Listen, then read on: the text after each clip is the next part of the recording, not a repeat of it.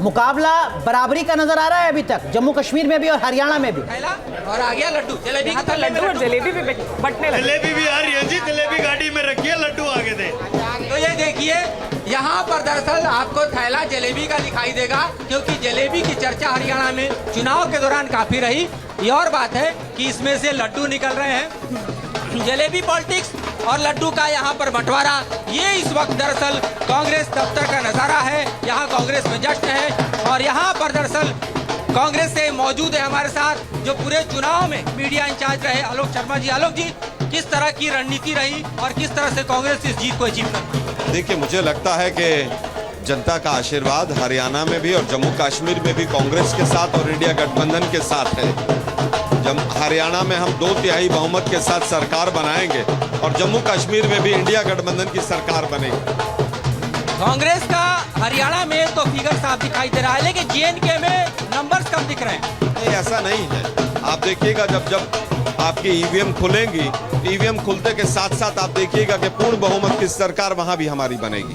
तो देखिए कांग्रेस ऑफिस में जश्न का माहौल, आश्वस्त की सरकार बनेगी और इस तरह से यहाँ पर कांग्रेस के दफ्तर का नजारा इस वक्त बढ़ते हुए लड्डू, मिठाइयाँ। तो मधुरेंद्र हमारे सहयोगी बता रहे हैं कांग्रेस मुख्यालय में किस तरीके से कांग्रेस के कार्यकर्ता जश्न मना रहे हैं। लेकिन मोहित राज दुबे जो कांग्रेस को कवर करते हैं इस वक्त भूपेंद्र हुड्डा के गढ़ में मौजूद है, हमारे साथ जुड़ रहे हैं हरियाणा से। मोहित, हरियाणा में मुकाबला बराबरी का नजर आ रहा है, 26-29, क्लीन स्वीप नहीं नजर आ रही अभी तक कांग्रेस को। नहीं, बिल्कुल। देखिए अभी भले ही बराबरी का मुकाबला दिखाई दे रहा हो, लेकिन हरियाणा के जनादेश की क्यारियों में कांग्रेस के पक्ष में फूल खिलते हुए नजर आ रहे हैं। और इस वक्त मैं रोहतक में मौजूद हूं। भूपेंद्र सिंह हुड्डा का ये पैतृक आवास है। अभी हुड्डा साहब घर से बाहर नहीं निकले हैं, अंदर अपने परिवार के साथ टेलीविजन वो देख रहे हैं। लेकिन देखिए हुक्का यहाँ पे सज चुका है, हुक्का लग चुका है। 36 बिरादरियों की आन बान शान का ये प्रतीक, और 36 बिरादरी के लोग जो है एक साथ हुक्का पीते हुए नजर आते हैं और एकता का मैसेज देते हैं। क्या लग रहा है ताऊ, क्या लग रहा है? ये वर्कर के अंदर पहले भी रुझान था, यही था कि आने वाला टाइम कांग्रेस का है, क्योंकि आने वाले टाइम के अंदर जितना काम चौधरी भूपिंदर सिंह ने हरियाणा के लिए किया है इतना किसी ने नहीं किया। बाकी अगर आप जीतते हैं तो मुख्यमंत्री किसको होना चाहिए? भूपेंद्र सिंह हुड्डा बनेंगे ना, जीत रही है। आप बताओ क्या तैयारी आप लोगों ने जश्न की हुई है यहाँ पर? जी, भूपेंद्र सिंह हुड्डा सीएम बनेंगे, मुकाबले में कोई नहीं है, एक तरफा कांग्रेस की क्या तैयारी है जश्न की? जश्न आप 11 बजे देख लियो, 11 बजे बीजेपी ने साफ कर देंगे। जलेबी आई है कि नहीं यहाँ पर? आएंगे जी, माथू पर गंवाने से आएगी। जलेबी देखिए आई है। थोड़ी देर पहले दीपेंद्र सिंह हुड्डा ने कहा कि हम नायब सिंह सैनी को जलेबी खिलाकर गोहना की जलेबी खिलाएंगे। तो जिस तरीके से जलेबी जो है वो कहीं ना कहीं रोहतक और गोहना के इलाके की बड़ी मशहूर है, तो जलेबी हम ये कह सकते हैं कि कांग्रेस के कार्यकर्ताओं ने यहाँ पे मंगा लिया है। जलेबी मंगा ली है, लेकिन किस ओर बटेगी? क्योंकि अभी तक अगर रुझान देखें तो 29-29 अनुराग यहाँ पर नजर आ रहे हैं, मतलब नेक टू नेक फाइट नजर आ रही है जैसा एग्जिट पोल में था। फिलहाल ऐसा कुछ, और जम्मू कश्मीर में भी 23-27, बिल्कुल, तो ऐसा कुछ नजर नहीं आ रहा है। लेकिन एनके सर, अगर मैं एग्जिट पोल के मुताबिक अभी बात करूं, हालांकि यहाँ तो नेक टू नेक फाइट दिखाई दे रही है, लेकिन जैसा कि अनुराग ने भी कहा कि क्लीन स्वीप जैसा नहीं है, यहाँ तो केक वॉक थी अगर हुड्डा का गढ़ माना जाता है। और सर मैं इसमें एक और एड ऑन कर दूं, आप मुझे बताइएगा, अगर हरियाणा में 29-29 की लड़ाई है तब जबकि अग्निवीर बड़ा मुद्दा था और पोस्टल बैलेट में जो सैनिक हैं वो भी अपनी वोट डाल रहे हैं, तो क्या वाकई हरियाणा में बीजेपी के खिलाफ अग्निवीर कोई बड़ा मुद्दा है? बड़ा इंटेलिजेंट सवाल है, बहुत अच्छा लगा, क्योंकि ये पूरा परसेप्शन चेंज करेगा। अग्निवीर, ये बात बिल्कुल सही है कि इससे नाराजगी है, लेकिन वो तो जनता में है ना।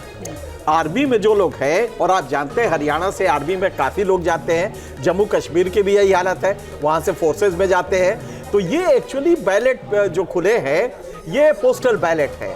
आधे घंटे शुरू के हम लोग बिल्कुल हिले नहीं, बहुत, क्योंकि अचानक लगता है कि ये क्या हो रहा है, लेकिन हकीकत ये है कि अभी आपको 15 मिनट और वेट करना पड़ेगा, क्योंकि जब ये बैलेट ईवीएम खुलेगा ना, ईवीएम के बाद चीजें बदलेंगी। ऐसा मुझे लगता नहीं है कि इतना वाइड ऑफ द मार्क जा, लेकिन पोस्टल बैलेट मतलब सैनिक की वोट, सैनिक तो और सैनिक की वोट में अग्निवीर कोई मुद्दा नहीं है उसके लिए। नहीं, सैनिक को देखिए, दो चीजें है ना, सैनिक जो है वो तो है ही है, हाँ, जो पब्लिक है, जिनके बाप, जिस बाप के का बेटा अग्निवीर बना है, नाराजगी उसकी है कि वो घर आके बैठ गया है, तो नाराजगी उसकी है, तो वो वोट देगा तो वो नाराज होगा।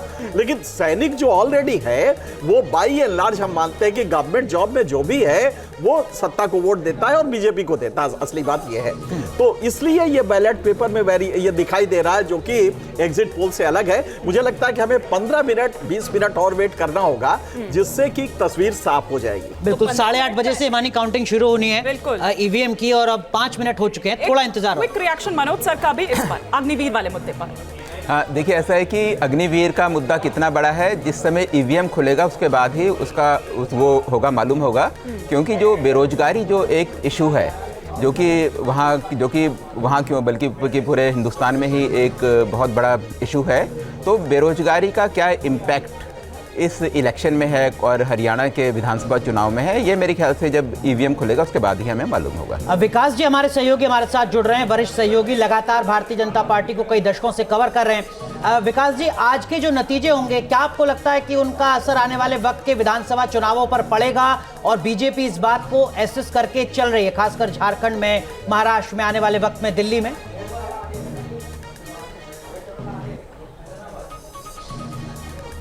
जी बिल्कुल, बीजेपी इसको एसेस करके चल रही है और बीजेपी के नेता और रणनीतिकार इसी बात से चिंतित भी हैं कि अगर ज़्यादा प्रदर्शन खराब होता है तो आगे आने वाले विधानसभा चुनाव पर भी असर पड़ेगा और एक मैसेज चला जाएगा कि मोदी का मैजिक ख़त्म हो गया और अब मोदी में वो जादू नहीं रहा कि जिस तरह से पहले लोगों को आकर्षित करते थे। तो बीजेपी इस बात से निश्चित तौर पर अनुराग डरी हुई है। लेकिन अगर जो आज हरियाणा और जम्मू कश्मीर को ले लें तो बीजेपी का साफ ये मानना है कि हरियाणा में 10 साल बीजेपी की सत्ता रही, 10 साल पहले पार्टी की क्या स्थिति थी जरा उसे भी देखा जाए, और 10 साल बाद अगर बदल जाती है स्थिति और पार्टी विपक्ष में आ जाती है तो बड़ी बात नहीं होगी। लेकिन अगर जम्मू कश्मीर में पार्टी को ज़्यादा नुकसान होता है तो वो राजनीतिक नुकसान माना जाएगा, क्योंकि जम्मू कश्मीर के लिए मोदी सरकार ने बहुत कुछ किया है। हालांकि जम्मू कश्मीर को लेकर के बीजेपी के नेता अभी भी अलग ढंग से दावा कर रहे हैं। उनका कहना है कि जो जम्मू संभाग है उसमें वो 29 से 32 सीट लाएंगे और उसके बाद जो 7-8 वहाँ राशिद इंजीनियर और अल्ताफ और को लेकर के और 5 जो नामांकित होंगे उनको लेकर के बीजेपी सरकार बनाएगी। ये दावा अभी से ही बीजेपी के नेता कर रहे हैं कि पहली बार अब जम्मू कश्मीर में कोई हिंदू मुख्यमंत्री होगा।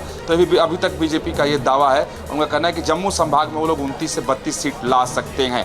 हालांकि अब तो मतगणना शुरू है तो थोड़ी देर बाद स्थिति साफ हो जाएगी। लेकिन ये जरूर है कि बीजेपी के जो नेता हैं, विकास जी आप करें कि बीजेपी के नेता अभी से कहना शुरू कर चुके हैं कि राशिद इंजीनियर के साथ सरकार बनाएंगे। हो रहा है जो आपको नहीं लगता कि अगर ऐसा होता है या ऐसे बयान दिए जा रहे हैं तो उससे नहीं, इन लोगों का कहना है कि जो निर्दलीय हैं जीत की उनका जी विकास जी साफ तौर पे कहना है कि अगर 29 से 32 सीट हम जम्मू संभाग में लेकर आ गए तो हमारे बगैर किसी की सरकार नहीं बनेगी और हम ही सरकार बनाएंगे और उसमें जो भी निर्दलीय होंगे उनको आमंत्रित करेंगे और 5 जो हम नामांकित करेंगे वो मिलाकर के हमारी संख्या हो जाएगी। मैं कहना है कि 14 से 17 सीटों की कमी पड़ेगी। अगर 29 से लेकर 32 सीटों के बीच में हम आते हैं तो उसकी भरपाई हम जो वहाँ निर्दलीय जीतेंगे, इनका आकलन है कि 7 से 8 निर्दलीय जीतने जा रहे हैं और 5 जो राज्यपाल के द्वारा वहाँ नामांकित किए जाएंगे। तो इस कुल मिलाकर के हमारी सरकार बन सकती है। और इसके अलावा कि हमारे मुद्दे और एजेंडे पर कोई आकर अगर हमें समर्थन देता है तो हम किसी का भी समर्थन ले सकते हैं। लेकिन हाँ, ये भी बीजेपी की तरफ से साफ किया गया था पीछे ही कुछ दिन पहले कि 3 परिवारों को छोड़ करके किसी से भी वो समर्थन लेने के लिए अपना दरवाजा खुला रखें। न्यूज नेशन अब व्हाट्सएप पर खबरों की ताजा अपडेट के लिए न्यूज नेशन के इस QR कोड को स्कैन करें।